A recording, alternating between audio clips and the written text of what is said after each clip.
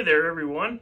As you can see, we are back in the build room here at the shop today, and I want to start going over some of the products that I offer. And every Monday I'm going to do a video featuring a Loganbuilt part. We are solidifying the time into build season here. This weekend it was snowing here in Kentucky. I don't know if it was snowing with where you were at, but it just really made me realize that racing season has really wind down. It's pretty much over for most parts of the country, and we're moving into build season. So I want to be able to showcase some products that I have, explain them to you guys, so you guys can make some choices as you start to get into these winter months and you're making updates and changes and adding safety features and all the stuff that comes with winter build time. So today, the first product that we are going to introduce is actually one of my oldest products. I came out with these in 2019 and recently had to recertify them.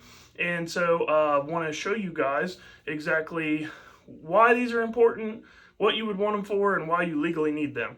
So we're going to start off by talking about my Loganbuilt SFI flex plate shields for 47, 48RE transmissions. So that's anything from a non-lockup to a 47RH, 47RE, 48RE. They work on all of those.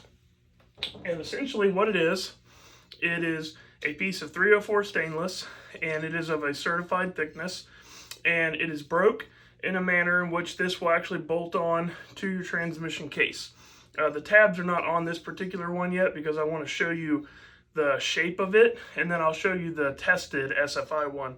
But essentially, this bolts on to any 47, 48 style transmission. You do not have to alter anything on the truck side to run these.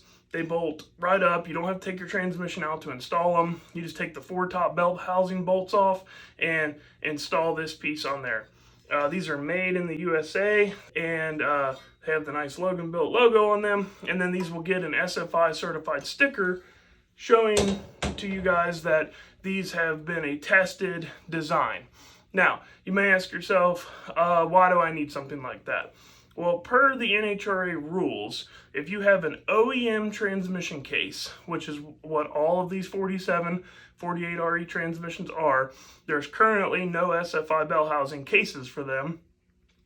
If you did have a SFI bell housing or an SFI transmission case, then you would not need to run a flex plate shield.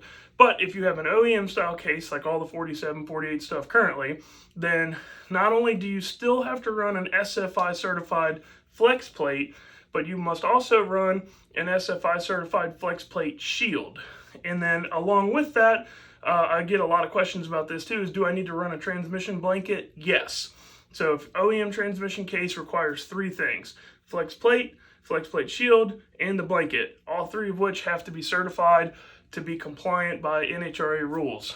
Any sanctioning body that is using NHRA rule set is going to apply that as well.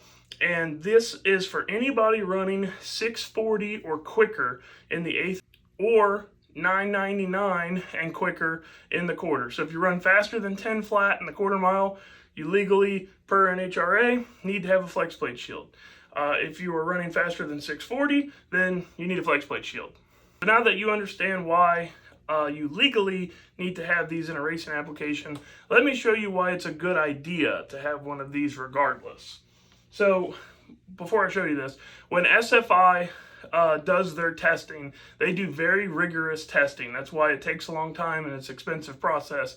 They actually have a machine that they have built that actually explodes a flex plate. So they have a flex plate that is cut, it's predetermined to explode at a given RPM, and you have to send them a transmission case. They have to, they bolt this thing up to this jig like it's the real deal in the car, or in the truck in this case, and they blow this flex plate up, and your shield has to contain enough of that flex plate and case that they deem it safe, and the tabs can't break off. There's a lot that goes into this testing, and when you see this thing, you'll understand why. So for reference, this is what the shape of the flex plate shield looks like when it's bolted on your transmission and it's not exploded. This is what a 6-pound flywheel did coming apart at 9,500 RPM. Look at the difference in the shape there. Just unbelievable. This is what it looked like before. If you guys can really get a view of that, it is a big difference. So when this flex plate blew up, it tried to rip this off. It actually destroyed the bell housing. And to get these things certified, you cannot have any damage to the tabs as far as they cannot be ripped off and they can't rip away from the bolt hole. So as you can see, this one here survived very nicely, but what a catastrophic failure to cause stainless steel like this to be folded up like this. So just imagine if you didn't have one of these and you had a flex plate failure or crank bolts come off and flex plate tries to exit. Imagine what would happen to the vehicle and possibly you if you didn't have one of these things. It's a pretty serious deal, and that's why it is required by the NHRA. So you can find these on my website at getloganbuilt.com, or Gearin Transmission actually has a large stock of these, and they sell them quite often. So I encourage you to go to Gearin Transmission to order these as well. But Gearin has these things in stock, readily available.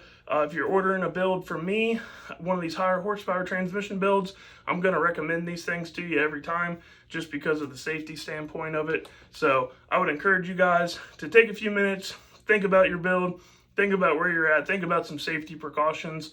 And if you're needing a flex plate shield for your 4748 RE transmission, get a hold of me. You can check them out on the website or check them out on Gearin's website. So that's all I got for this week's episode. Appreciate you guys watching. See you next time.